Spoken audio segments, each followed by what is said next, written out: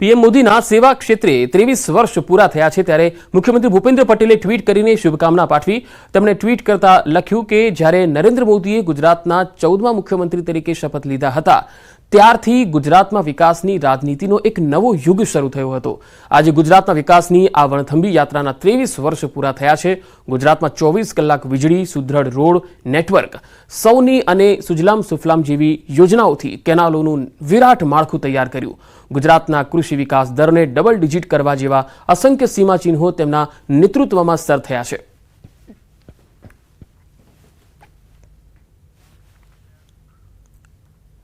મોદી સુશાસનની 23 વર્ષની ઉજવણી સુરતમાં પણ થઈ રહી છે। ઐતિહાસિક વ્યક્તિ તરીકે પીએમ મોદીને યાદ કરવામાં આવશે। કેબિનેટ મંત્રી CR પાટીલે આપ્યું છે નિવેદન।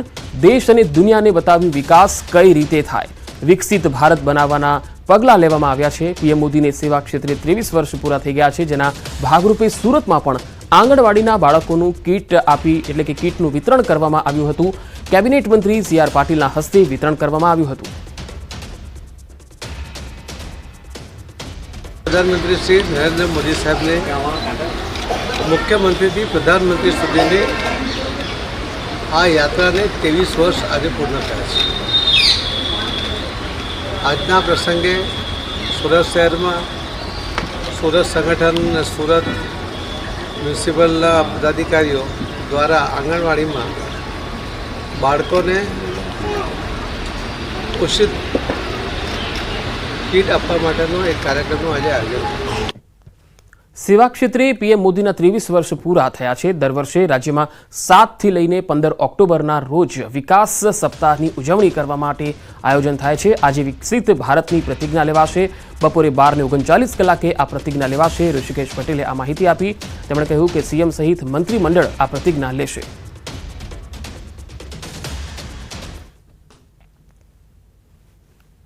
દેશ અને ગુજરાતમાં 21મી સદીની સ્વર્ણિમ સવાર ગુજરાતથી પડી। 7 ઓક્ટોબર 2001ના રોજ આદરણીય પ્રધાનમંત્રી અને એ વખતના આપણા મુખ્યમંત્રીશ્રીએ જ્યારે ગુજરાતનો હવાલો સંભાળ્યો એ વખતે વિકાસની રાજનીતિ અને વિકાસની રાજનીતિ સાથે 21મી સદીના ભારતની કલ્પના સાથેનો ઉદય એ ગુજરાતથી થયો। લોકોને અવેરનેસની સાથે વિકાસ સાથે જોડવાનું કામ અને તમામ દિવસોએ નવી નવી થીમેટિક સ્કીમ ઉપર, થીમેટિક યોજના ઉપર સમગ્ર ગુજરાતને આંદોલિત કરવાનો આદરણીય ભૂપેન્દ્રભાઈએ નિર્ણય લીધો છે અને એ નિર્ણય 13 જેટલા અત્યારે આપણે મુદ્દાઓ નક્કી કર્યા છે કે જેના આધારે આપણે ગુજરાતમાં પ્રત્યેક ગામ સુધી, ઘર સુધી, સ્કૂલ સુધી, કોલેજો સુધી, ખેડૂતો સુધી અને મહિલાઓ સુધી પહોંચવાનો આપણે પ્રયત્ન કરવાના છીએ। મહેસાણાની દૂધસાગર ડેરીના ચેરમેનની થોડી વારમાં ચૂંટણી થવાની છે। ચેરમેનની ચૂંટણીમાં પાર્ટીમાંથી સેન્સ બાદ અશોક ચૌધરી જ ચેરમેન પદે નિશ્ચિત મનાઈ રહ્યા છે। આજે પાર્ટીના મેન્ડેટ મુજબ ચેરમેન નક્કી થશે। ચૂંટાયેલા 15 ડિરેક્ટર, 3 સરકારી પ્રતિનિધિ, જિલ્લા રજિસ્ટ્રાર, ફેડરેશન અને MD મળી 21 સભ્યોનું બોર્ડ હોય છે। એક સભ્યનું અવસાન થયું હોવાથી 20 સભ્યોની ઉપસ્થિતિમાં ચૂંટણી યોજાશે। થોડી વારમાં બોર્ડ રૂમમાં ચૂંટણી થશે।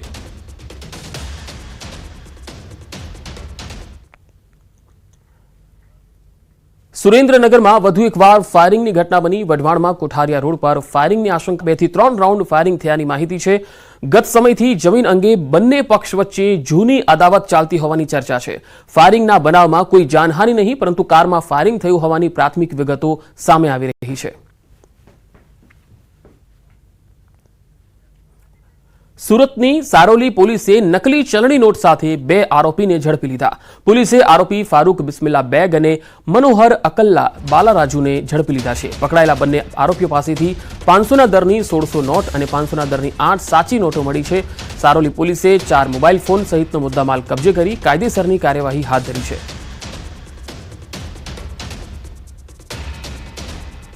બનાવટી ચલણી નોટ સાથે 2 લોકો પકડાયા છે। આરોપીઓ પાસેથી 500ના દરની નકલી નોટો મળી આવી છે। સુરતમાં નકલી ચલણી નોટ સાથે આ બંને આરોપીઓને પકડી લેવાયા છે। નકલી નોટનો જથ્થો પણ કબજે કરવામાં આવ્યો છે।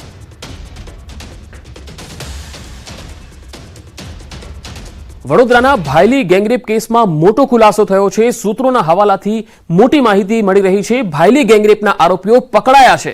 વડોદરા શહેર પોલીસે આરોપીઓને પકડ્યા છે. ક્રાઇમ બ્રાન્ચની ઓફિસે આરોપીઓને લઈ ગયા હોવાની માહિતી છે. પોલીસ સૂત્રો પાસેથી આ મોટી માહિતી સામે આવી રહી છે. 5 આરોપીઓને પકડ્યા હોવાની પ્રાથમિક માહિતી આવી રહી છે. તો વડોદરાના ભાયલીમાં જે સગીરા સાથે ગેંગરેપ થયો હતો, હવે તેમાં અપડેટ આવી રહ્યું છે કે આરોપીઓ પકડાયા છે. વધુ માહિતી સાથે વડોદરાથી સંવાદદાતા હાર્દિક દીક્ષિત જોડાયા છે. હાર્દિક, મોટી માહિતી જે આવી છે સામે, એમાં શું હાલ અપડેટ છે આપણી પાસે?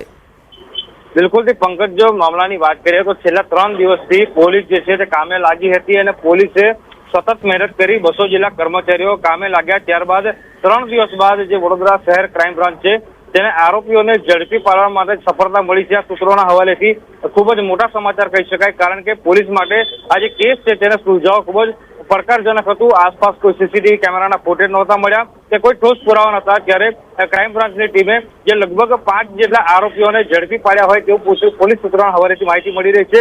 થોડીક ક્ષણોમાં પોલીસ જે છે તે પત્રકાર પરિષદ યોજશે.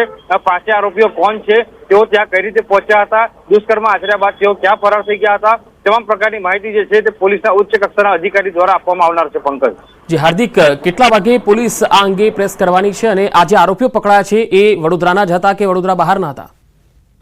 બિલકુલ પંકજ, સમગ્ર મામલાની અત્યારે પોલીસ દ્વારા તપાસ કરવામાં આવી રહી છે. હાલ જ પોલીસ જે છે તે આરોપીઓને દબોચીને ક્રાઇમ બ્રાન્ચ ખાતે લાવી હોય ત્યાં પ્રકારની પોલીસ સૂત્રોના હવાલેથી માહિતી મળી રહી છે. અત્યારે પોલીસ દ્વારા તમામ જે આરોપીઓ છે તેમની પૂછપરછ કરવામાં આવી રહી છે અને આરોપીઓ પાસેથી પ્રાથમિક માહિતી મેળવ્યા બાદ જ પોલીસ દ્વારા જે છે તે પત્રકાર પરિષદ છે તે યોજવામાં આવશે.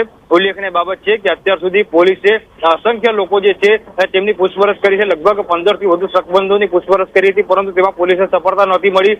જે પીડિતા છે તેના મિત્ર છે તેનું કાઉન્સેલિંગ કર્યું હતું, તેમાં પણ પોલીસને સફળતા નહોતી મળી. લગભગ 1 IG, 1 SP, 3 DYSP, 5 PI, 15 PSI સહિત 200 લોકોના સ્ટાફ જે છે તે કામે લાગ્યો હતો અને આખરે વડોદરા શહેર ક્રાઇમ બ્રાન્ચને જે 5 આરોપીઓ છે તેમને ઝડપી પાડવામાં સફળતા મળી છે. પંકજ જી હાર્દિક, આભાર માહિતી આપવા માટે.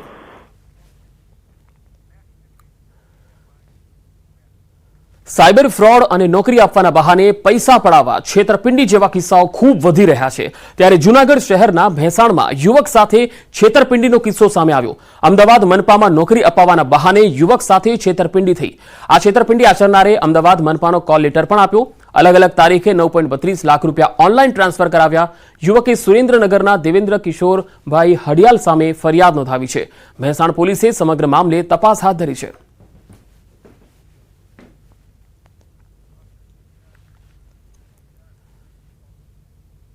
સુરત એસઓજી પોલીસે પાર પાડ્યું મિશન કાશ્મીર.